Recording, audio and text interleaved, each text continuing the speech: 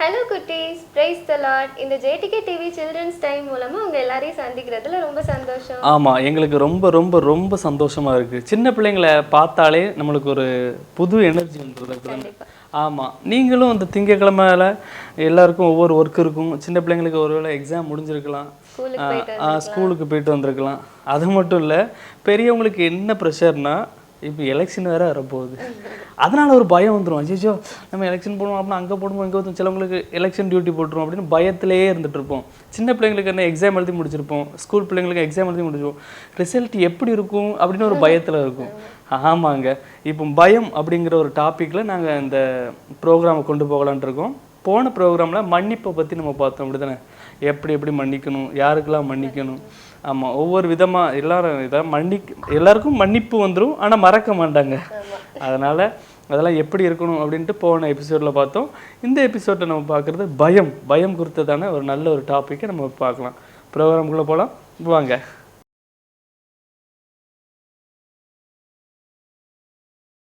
Okay குட்டீஸ், போன வாரம் கூட நம்ம மன்னிப்பு அப்படின்ற தலைப்பில் நம்ம ஒரு வசனத்தை நம்ம எல்லாரும் படித்தோம், அப்படி தானே? போன வாரம் ப்ரோக்ராம் பார்த்த எல்லாருக்குமே கண்டிப்பாக ஞாபகம் இருக்குன்னு நாங்கள் நம்புகிறோம். ஸோ அதே மாதிரி இந்த வாரம் நம்ம பயத்தை குறித்து பார்க்க போகிறோம். அதை பற்றி பைபிளில் என்ன போட்டிருக்கு அப்படின்னு நம்ம ஒரு வசனத்தை நம்ம எல்லாரும் சேர்ந்து இப்போ கற்றுக்க போகிறோம், சரியா? மத்தேயு 14:27 என்ன சொல்லியிருக்குன்னா, திடன் கொள்ளுங்கள், நான் தான், பயப்படாதிருங்கள் என்றார். திரும்ப சொல்லலாமா? திடன் கொள்ளுங்கள், நான் தான், பயப்படாதிருங்கள் என்றார். சரி, இந்த வசனத்தில் வந்து திடன் கொள்ளுங்கள்னு இருக்குது, பயப்படாதிருங்கள்னு இருக்குது. இது யாரை பார்த்து சொல்லியிருப்பாங்க அப்படின்னு பார்த்துட்டு இருக்க எல்லா குட்டீஸ்க்கும் ஒரு டவுட் இருக்கும்ல. ஸோ அதை வந்து நம்ம ஸ்டோரி டைமில் பார்க்க போகிறோம். ஓகே, ஆமாம், எல்லாருக்கும் தெரிஞ்சிருக்கும். பைபிள் வசனத்தை பாருங்கள். மத்தேயு 14:27 திடன் கொள்ளுங்கள், நான் தான், பயப்படாதிருங்கள் என்றார். சூப்பரான வசனம். அந்த வசனத்தில் என்ன ஸ்டோரி இருக்குன்னு அக்கா சொல்லுவாங்க. நம்ம ஸ்டோரி டைமுக்குள்ளே போகலாம் வாங்க. ஸ்டோரி டைம்னா எல்லாருக்குமே ரொம்ப பிடிக்கும்ல. நம்ம விபிஎஸ்ல, சண்டே கிளாஸில் அப்படி நிறைய நம்ம டிஃப்ரெண்ட்டான வித்தியாசமான நிறைய கதைகள், தொடர்கதைகள் எல்லாமே கேட்டிருப்போம். இன்றைக்கி நம்ம பயத்தை குறித்து பைபிளில் இருக்கிற ஒரு ஸ்டோரியை நம்ம பார்க்க போகிறோம். நிறைய பேருக்கு தெரிஞ்சிருக்கலாம், தெரியாமலும் இருக்கலாம். இப்போ நான் சொல்கிறேன், நீங்கள் கேட்டுக்கோங்க, சரியா?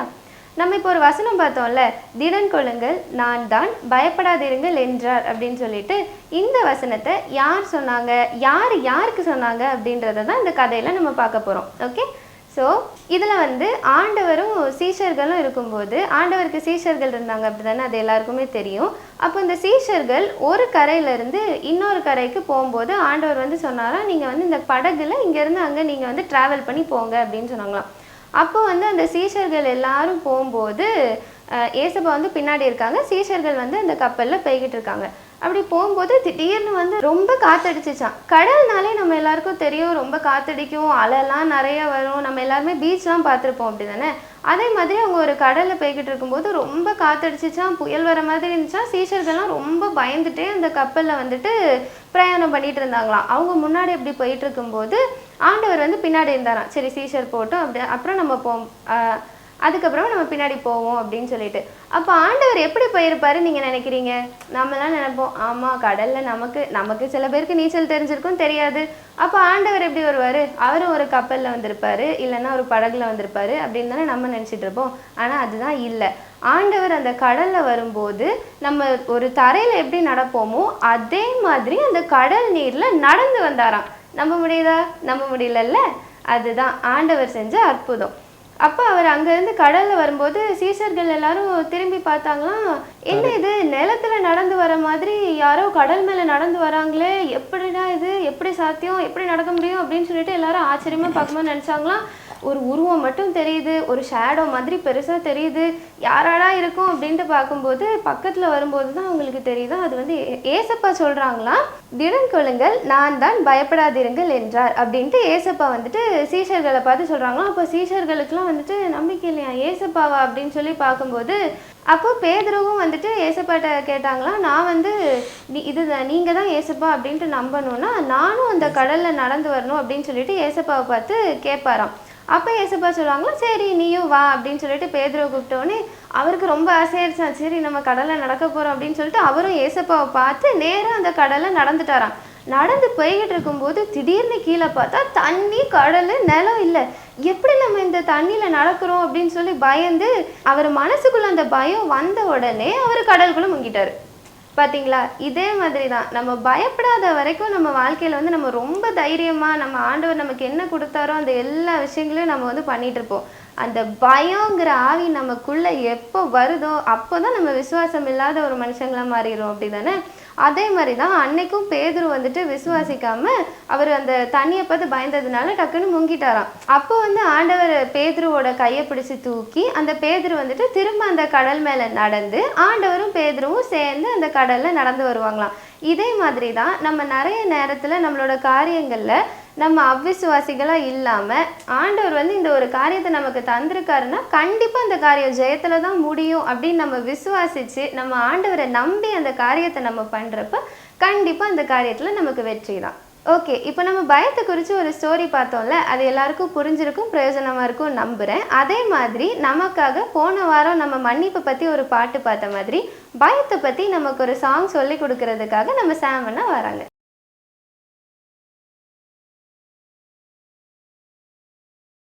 ஓகே, இப்போ நம்ம அழகான ஒரு பாட்டை பார்ப்போமா?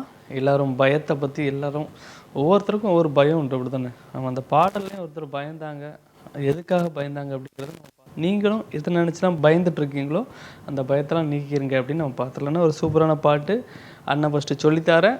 அதுக்கப்புறம் நீங்கள் தெரிஞ்சவங்க என்னோட கூட சேர்ந்து இந்த பாட்டை படிங்க, சரிங்களா? பயப்படாதே தம்பி பயப்படாதே, ஏசப்பா உனக்குள்ள இருக்கின்றார். பயப்படாதே தங்கை பயப்படாதே, ஏசப்பா உனக்குள்ள இருக்கின்றார்.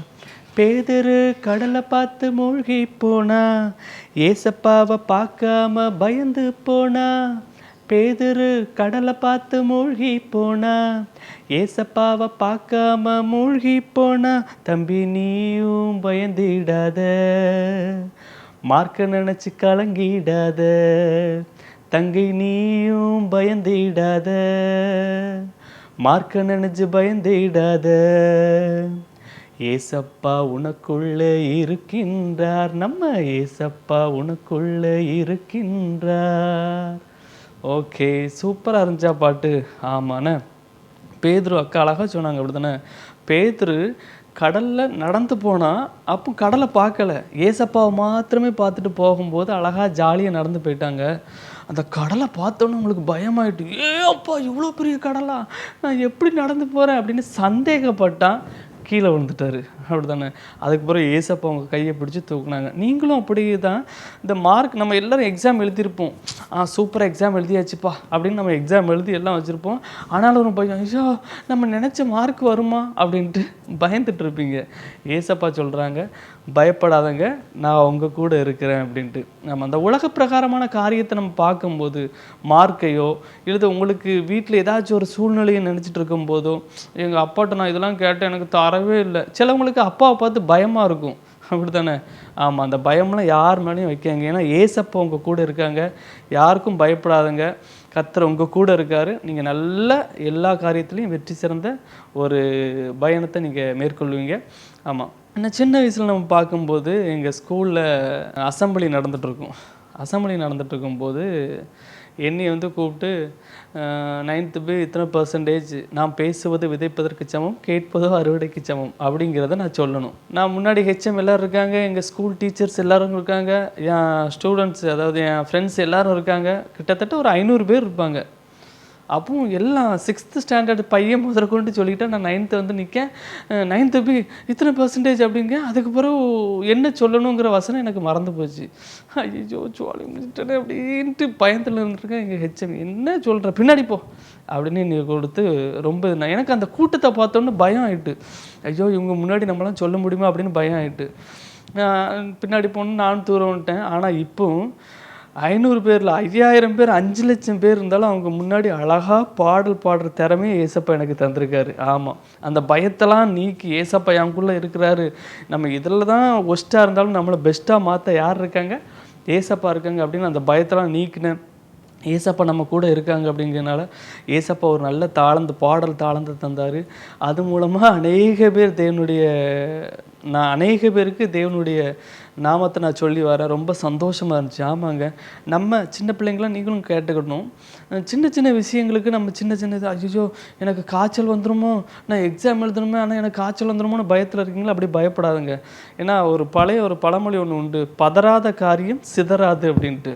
ஆமாம், நம்ம ஏதாவது ஒன்று குறித்து பயந்துக்கிட்டே இருந்தோம்னு வச்சுக்கிடுங்களேன், அந்த பயம் அதாவது யோபுல சொல்லியிருப்பாங்க, நான் பயந்த காரியம் எனக்கு நேரிட்டது அப்படின்னு யோபு சொல்லியிருப்பாங்க.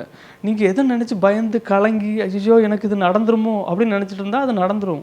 நீங்கள் நல்லா பாசிட்டிவாக திங்க் பண்ணுங்கள். எப்போ பார்த்தாலும் எனக்கு நல்லது தான் நடக்கும்ப்பா, நான் எனக்கு பயப்பட மாட்டேன், எனக்குள்ளே ஏசப்பா இருக்காங்க அப்படின்னு நம்ம நல்ல தைரியமாக போகும்போது நிச்சயமாக நம்மளுக்கு அதில் நல்ல ஒரு வெற்றி கிடைக்கும். உங்கள் வாழ்க்கையில் நீங்கள் ஒவ்வொரு காரியத்தையும் நீங்கள் பாசிட்டிவாக திங்க் பண்ணும்போது ஏசப்பா எனக்குள்ளே இருக்கார், அதனால் எனக்கு நல்லது மட்டும்தான் நடக்கும் அப்படின்ட்டு. அன்னாள் அப்படிங்கிறவங்கள பற்றி எல்லாருக்கும் தெரிஞ்சிருக்கும், அப்படி தானே? அன்னாளுக்கு வந்து ரொம்ப நாளாக குழந்தை இல்லாமல் இருந்துச்சு. சின்ன பிள்ளைங்களுக்கு இது சொல்லலாம், இது ஏன்னா அது ஒரு சூப்பரான ஸ்டோரி மாதிரி வரும். அன்னாளுக்கு வந்து ரொம்ப நாள் குழந்தை இல்லாமல் இருந்துச்சு. அப்போ தேவனுடைய சமூகத்தில் வந்து ஏசப்பா எனக்கு வந்து எப்படியாச்சும் எனக்கு குழந்தை வேணும் அப்படின்னு கர்த்தருடைய சமூகத்தில் ரொம்ப மன்றாடி ஜெபம் பண்ணாங்க. அந்த சர்ச்சுக்குள்ளே போய் ஜெபம் பண்ணிட்டு இருக்கும்போது அந்த சர்ச்சு வழிநடத்துகிற அந்த அவங்க பார்த்து என்ன இது என்ன இப்படி புலம்பிட்டு கிடக்காங்களே அப்படின்னு நினச்சாங்க. அதுக்கு பிறகு ஏசப்பாட்ட நம்ம கர்த்தரிடத்துல முறையிட்டுட்டு வந்த பிறகு அதில் ஒரு அழகான ஒரு வேர்டு உண்டு, அப்படி தானே?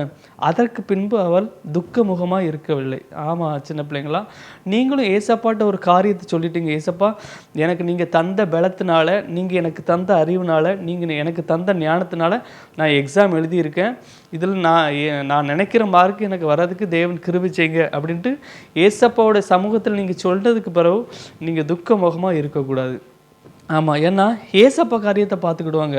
ஏன்னா நம்மளுக்கு தான் ஏசப்பா இருக்காங்களே. நம்ம யுத்தம் கர்த்தருடையது, அப்படி தானே? உங்களுக்கு நம்ம எக்ஸாம் எழுத குதிரை யுத்த நாளுக்கு ஆயத்தமாக்கப்படும், ஜெயமோ கர்த்தரால் வரும். நம்ம ஆயத்தமாகிக்கிடணும். நமக்கு ஜெயத்தை அதுக்குன்னு ஆயத்தம் இல்லாமல் எல்லாம் சொல்லுவாங்களே, எக்ஸாமுக்கு போவோம் ஆனால் பெண்ணு கொண்டு போகாத கதையே இருக்கக்கூடாது. நீங்களும் ஆயத்தமாக இருக்கணும்.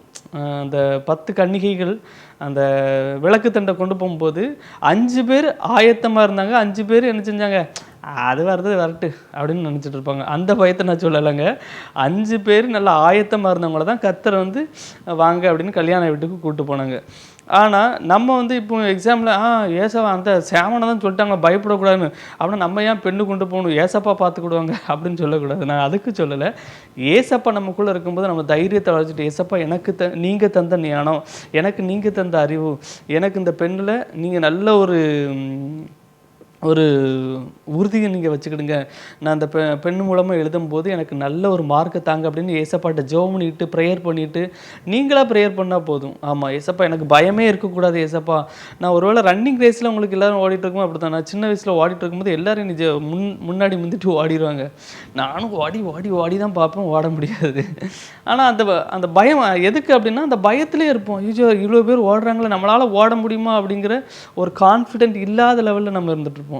நல்ல கான்ஃபிடென்ட்டோட ஏசப்பா நம்ம கூட இருக்கிறாரு, நல்ல பலத்தை ஏசப்பா நமக்கு தந்திருக்காங்க அப்படின்ட்டு உற்சாகத்தோடு உண்மையோட பாசிட்டிவாக நல்லதே நினச்சி பண்ணுங்கள், உங்களுக்கு நல்லதே நடக்கும். ஏசப்பா நம்ம கூட இருக்காங்க. எந்த காரியத்தை குறித்தும் அதான் சொல்லுவாங்க, எந்த காரியத்தை குறித்தும் நீங்கள் பயப்படக்கூடாது. அக்கா ஸ்டோரி டைமில் சொன்ன மாதிரியே பேதுரு ஏசப்பாவை பார்த்து நடக்கும்போது அழகாக நடந்துட்டாங்க, அப்படி தானே?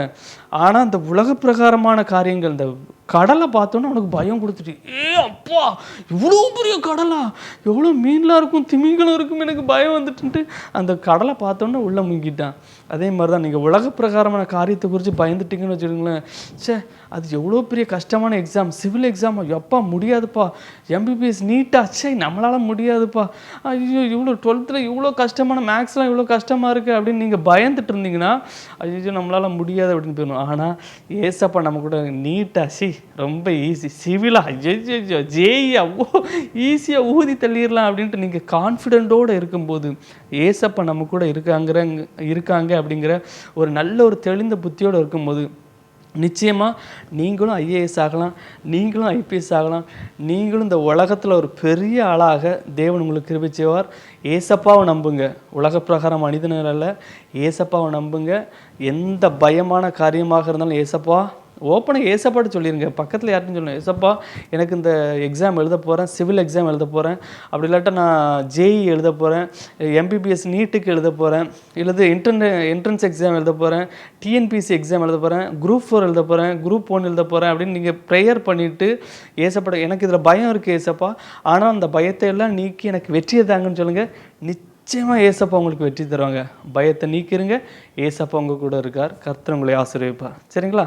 சரி குட்டீஸ், எல்லாருக்கும் ரொம்ப ரொம்ப சந்தோஷமாக இருந்திருக்கும். அப்படி தானே?